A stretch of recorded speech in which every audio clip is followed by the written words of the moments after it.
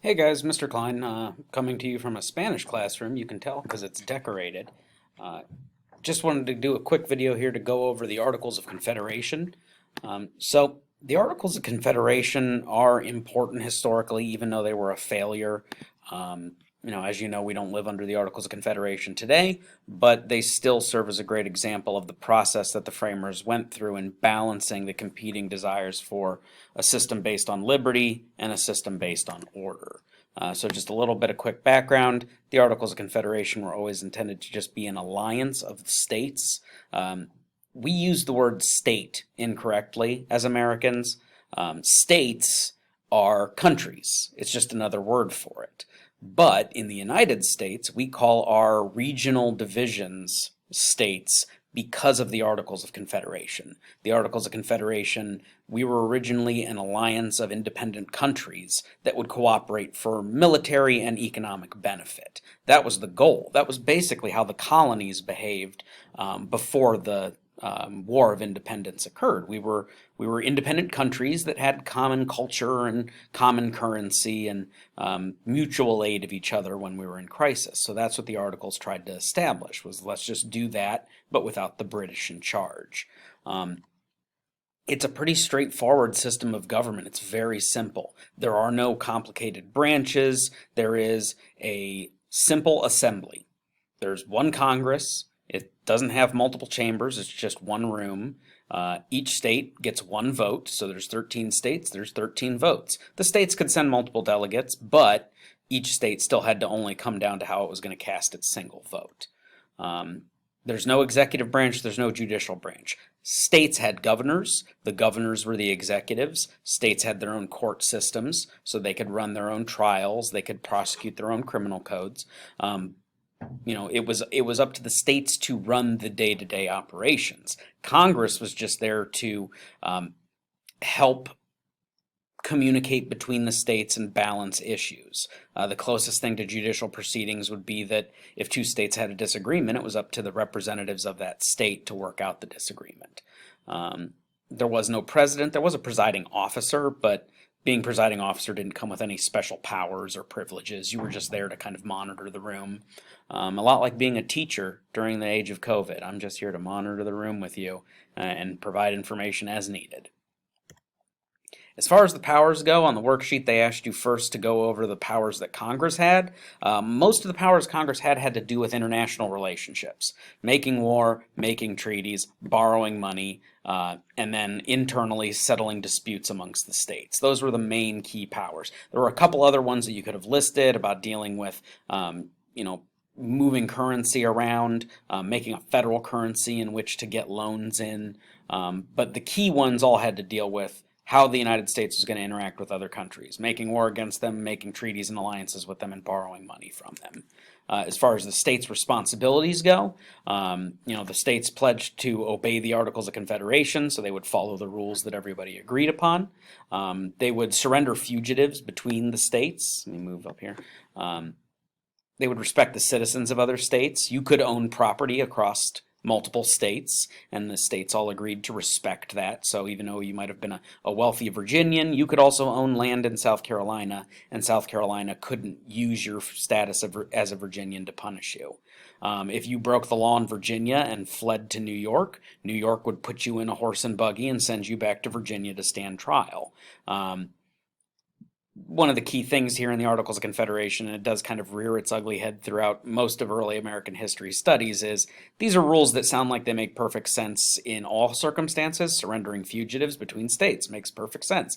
But it was put in there specifically because southern states had a concern that as northern states continued their march towards abolition of slavery, the northern states would become havens for escaped slaves. So they wanted it in writing that if a slave escaped to a northern state where slavery was no longer in practice, that state had a responsibility to send those fugitive slaves back to their home states. If states had a problem with each other, they can't declare war on one another. They need to go to Congress and have that grievance dealt with. And there's supposed to be a system of free trade and travel. What's really interesting about the Articles of Confederation is that this is basically what the European Union looks like today. Every country in Europe is still a country with its own government and internal politics, But Europe as a whole is stronger because of the economic and military ties that they have with each other through the European Union. And each country in Europe gets a vote on the European Union's parliament, and they have a rotating position of president of the European Union that countries take turns serving in for a set term. So it is very interesting to see that the Articles may be gone for us, but the idea of the Articles continues today. The key ideas questions had to do with basically what are the issues with the Articles of Confederations. For key idea 1, you could have done weaknesses or strengths. The strengths have a lot to do with the fact that the Articles were safe from, tyranny, in that nobody in the main central government ever could amass enough power to do anything interesting with it. Most of the issues, though, tend to be limitations. Congress could only borrow money. It had no power to tax, which means it couldn't pay off its debts, and it had to go borrow money from the states, but the states weren't willing to loan it because they had their own debts to deal with. There were no intrastate trade controls, so trade between the states supposedly was supposed to be free, but the states used their own rules within their borders to punish each other's trade, make goods from other states more expensive, and there was nothing Congress could do about it. Congress couldn't enforce its own laws. It had to rely on the governors of each state to do that, and if a state didn't want to follow a law Congress passed, they could ignore it. Just to make laws, Congress had to have a 9 of 13 vote, so those are super majorities just to do basic things. And if you thought that was a problem and say, hey, let's change the Articles of Confederation to lower that voting threshold to a simple majority of like 7 states, you would need full consent of every state to make that change. So amending the Articles required every single state to agree to it. And just to highlight something, only 12 of the 13 states actually voted yes for the Declaration of Independence. New York abstained from voting. So that means that the requirement the Articles placed on getting all the states to agree to make amendments to it was actually higher than the requirements to declare independence in the first place. So that kind of shows you how unlikely it was for amendments to actually pass.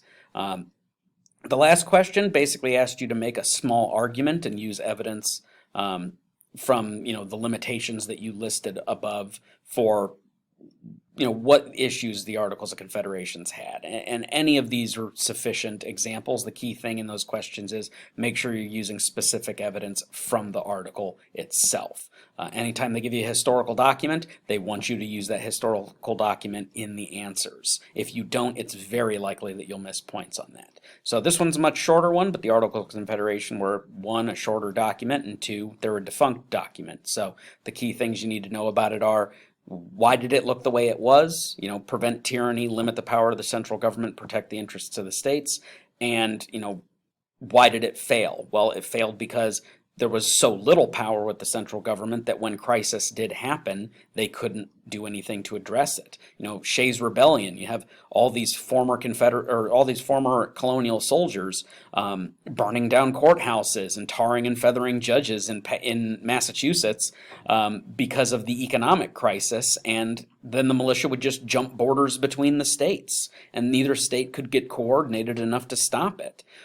You had a total collapse of the economy. No one to trade with the United States. The states being punitive with each other, border disputes between the states, Congress being unable to answer any of the issues with those crises, and so the states actually ultimately start to ignore Congress altogether.